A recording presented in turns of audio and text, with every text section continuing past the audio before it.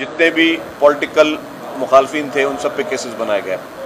President Asif Ali Zardari साहब पे case बनाए गए, मोहतरमा फरियाद तालपुर साहबा पे केस बनाए गए, खुर्शीद शाह साहब पे केस बनाए गए, मरहूम आगा सिराज दुरानी साहब पर केस बनाए गए। हम सब ने केसेस देखे हैं।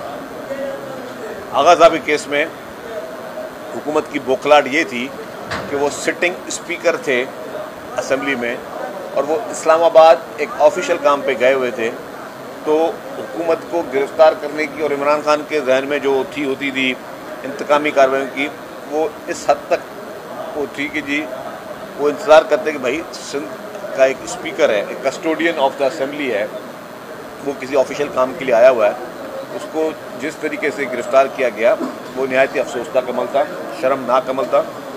और वो पॉलिटिकल विक्टिमाइजेशन जो उस वक्त तहरीक इंसाफ की हुकूमत कर रही थी उसका हिस्सा था।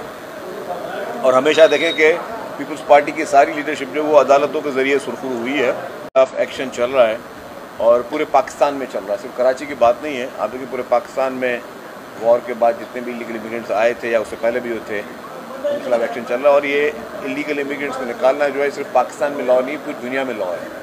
पूरी दुनिया में कहीं पे भी आप बगैर, अगर आप वीज़ा पे भी जाएं और वीज़ा भी आपका एक्सपायर हो जाए तो वहाँ की अथॉरिटीज़ आपको उठा के बाहर ले जाती हैं। तो पाकिस्तान में भी किसी एक को टारगेट नहीं किया जा रहा, लेकिन हाँ जो भी इलीगली रह रहा है पाकिस्तान में, चाहे वो अफगानी हो या कोई भी हो, तो उनके खिलाफ एक्शन जो है वो हुकूमत कर रही है।